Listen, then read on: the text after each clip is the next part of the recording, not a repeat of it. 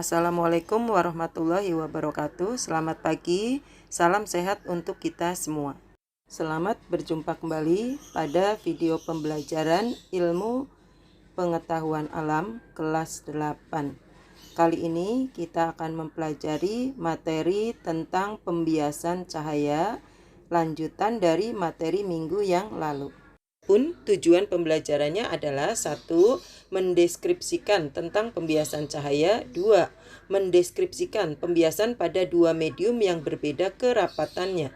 3. Mengidentifikasi peristiwa pembiasan cahaya sehari-hari. 4. Membedakan pembiasan cahaya pada lensa cembung dan cekung. 5. Melukiskan pembentukan bayangan pada lensa cekung dan cembung. 6. Mengidentifikasi sifat bayangan pada lensa cekung dan cembung. 7. Menghitung jarak tinggi dan perbesaran bayangan. Ilustrasi yang pertama adalah seolah-olah terjadinya genangan air di atas jalanan beraspal, yang sebetulnya genangan itu tidak terjadi. Yang kedua, terjadinya pelangi karena penguraian warna cahaya matahari oleh titik-titik air hujan. Ketiga, pensil terlihat bengkok dari luar ketika pensil dimasukkan ke dalam gelas yang berisi air.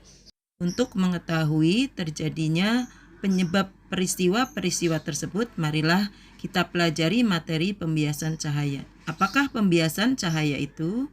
Pembiasan cahaya adalah peristiwa penyimpangan atau pembelokan cahaya karena melalui dua medium yang berbeda kerapatan optiknya. Pembiasan cahaya dibedakan menjadi dua macam, yaitu 1. Mendekati garis normal dan yang kedua menjauhi garis normal. Perhatikan posisi ikan yang sebenarnya dengan posisi ikan yang terlihat oleh mata itu ternyata berbeda. Hal ini disebabkan karena cahaya matahari mengalami pembiasan saat keluar dari dalam air ke udara. Peristiwa ikan tersebut dapat dijelaskan dengan konsep pembiasan cahaya berikut. Cahaya dibiaskan mendekati garis normal jika cahaya merambat dari medium optik kurang rapat ke medium optik lebih rapat. Menurut hukum Snellius, jika sinar datang dari udara ke air sampai bidang batas, sinarnya akan dibelokkan.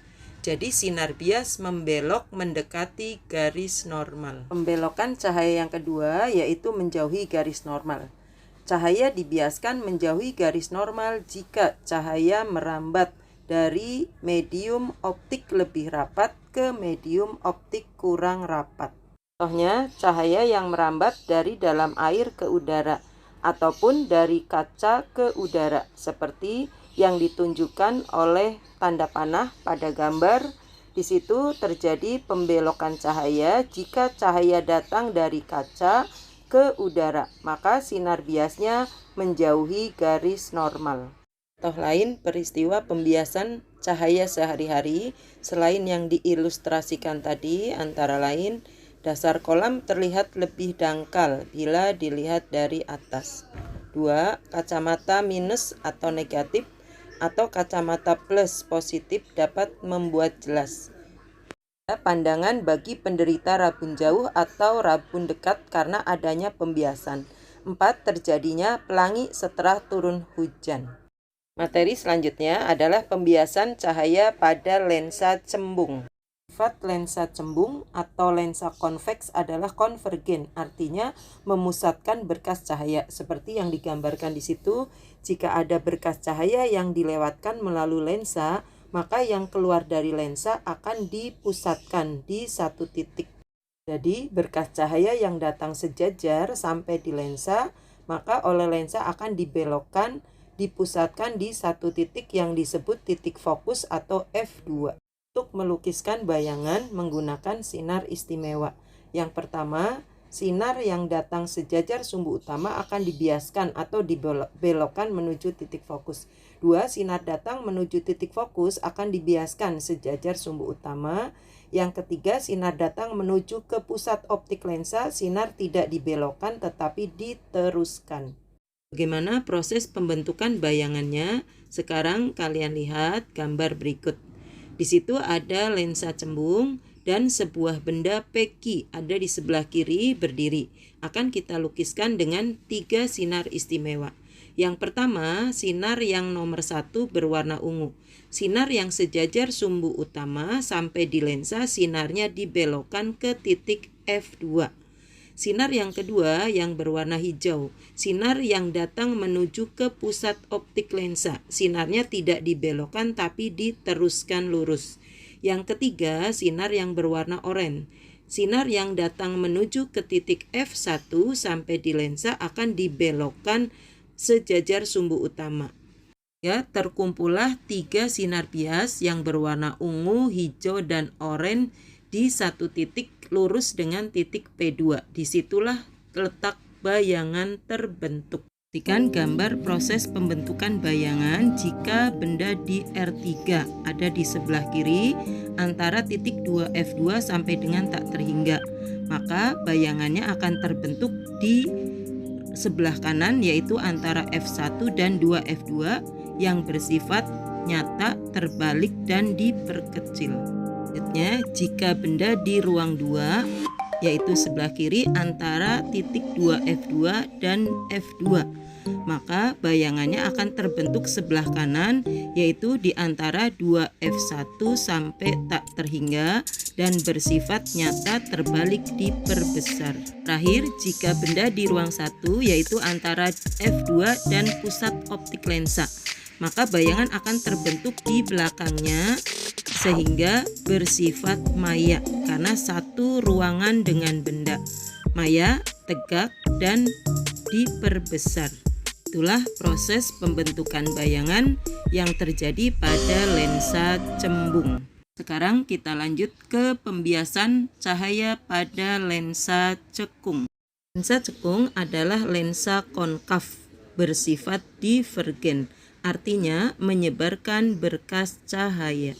Seperti yang ditunjukkan gambar, berkas cahaya yang datang menuju ke lensa cekung. Sampai di lensa, berkas cahaya akan dibelokkan seolah-olah berasal dari titik fokus F2 dan menyebar.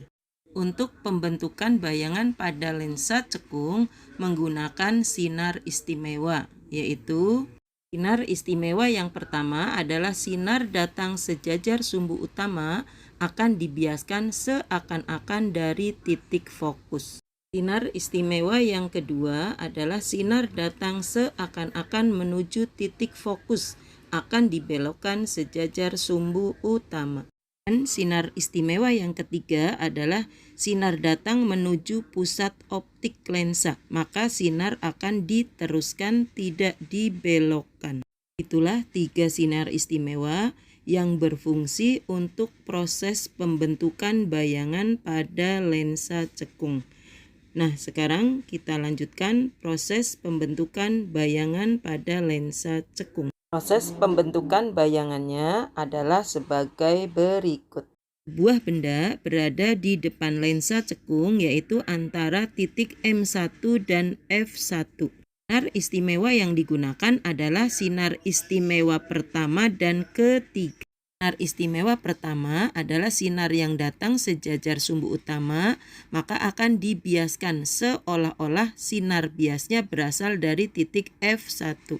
Sinar istimewa yang ketiga adalah sinar yang datang menuju ke pusat optik, maka sinarnya akan diteruskan, tidak membelok, sehingga terbentuklah titik potong di depan benda.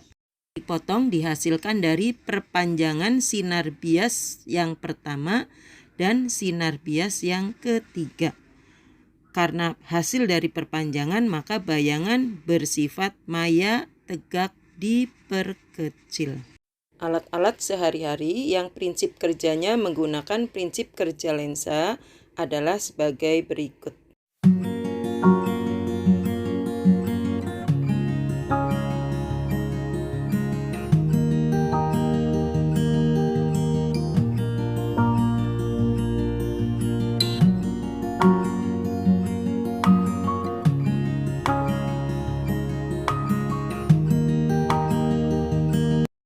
Untuk menghitung jarak bayangan, tinggi bayangan ataupun perbesaran menggunakan persamaan 1/S ditambah 1/S aksen sama dengan 1/F. Atau 1/S ditambah 1/S aksen sama dengan 2/R. Dan M sama dengan H aksen per H atau sama dengan S aksen per S. Keterangannya S sama dengan jarak benda, S aksen jarak bayangan, F jarak fokus, R jari-jari cermin. Kemudian M perbesaran bayangan, H aksen tinggi bayangan, dan H tinggi benda. Persamaan ini berlaku untuk lensa cembung maupun cekung. Bedanya kalau lensa cekung bernilai F-nya negatif, kalau lensa cembung F-nya positif. Sekarang kita ke contoh soal. Sebuah benda ditempatkan 8 cm di depan lensa cekung seperti gambar di bawah dengan panjang fokus 4 cm. Di manakah letak bayangan, tegak atau terbalik, nyata atau maya, dan berapa perbesaran bayangannya? Pembahasannya adalah diketahui SO sama dengan 8 cm, F sama dengan 4 cm, yang ditanyakan SI dan M. Rumus yang digunakan adalah 1/SI sama dengan min 1/F dikurangi 1/SO. Kenapa fokusnya min? Karena lensa cembung. Kemudian angkanya dimasukkan, min 1/4 dikurangi 1/8. Kita samakan penyebutnya antara 4 dengan 8 ke angka 4. Sehingga menjadi min 2/8 dikurangi 1/8 sama dengan min 3/8.